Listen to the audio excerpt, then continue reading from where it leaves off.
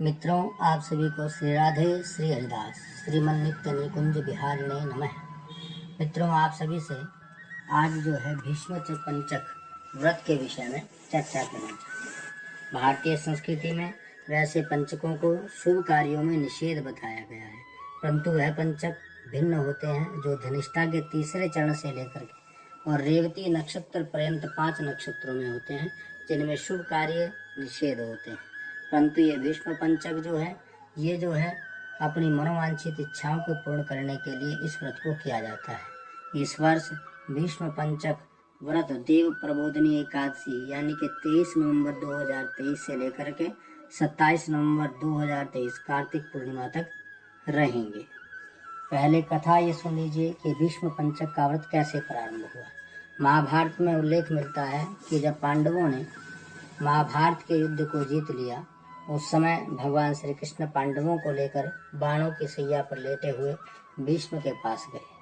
उस समय भीष्म के पास उत्तरायण का सुंदर समय प्रारंभ हो रहा था। तो उस समय भगवान श्री कृष्ण ने भीष्म पितामह से पांडवों को दान धर्म, राजधर्म, मोक्ष धर्म इत्यादि धर्मों का ज्ञान देने के लिए कहा। तो भीष्म पितामह ने देव प्रबोधनी कार्तिक शुक्ल की एकादशी से लेकर के पूर्णिमा पर्यंत 5 दिवस दिव्य उपदेश दिया और भगवान इस उपदेश से प्रसन्न हुए और भगवान की कृपा से इसे भीष्म पंचक व्रत के रूप में जो है इस पर्व को स्थापित किया गया। तभी से जो है भीष्म पंचक व्रत को किया जाने लगा। अब इसकी विधि के विषय में चर्चा करते हैं। देव प्रबोधनी एकादशी के दिन सबसे पहले भगवान का उत्थापन किया जाता है। माने भगवान श्री कृष्ण, भगवान नारायण जो हैं, ये 4 महीने तक देवशयनी एकादशी से लेकर के और कार्तिक शुक्ल पक्ष की 10वीं तक जो है शयन करते हैं और कार्तिक शुक्ल की एकादशी यानी कि देव प्रबोधनी एकादशी को भगवान उठते हैं। उस दिन सर्वप्रथम सुबह जो है ब्रह्म मुहूर्त में स्नान कर करके और उसके बाद जो है माथे पर चंदन, शिखा इत्यादि बांध करके अपने देवालय में बैठ करके सबसे पहले भगवान का उत्थापन करना चाहिए। सुंदर श्लोक बोलना चाहिए। उत्तिष्ठ उत्तिष्ठ गोविंद, उत्तिष्ठ गरुड़ध्वज, उत्तिष्ठ कमलाकांताय, त्रिलोक्यं मंगलम कुरु। फिर सुंदर पीला पीत वस्त्र बिछा करके भगवान को स्थापित करना चाहिए और साथ में भीष्म पितामह की यदि छवि विग्रह हो तो अच्छी बात है, अन्यथा सुपारी इत्यादि को स्थापित करना चाहिए।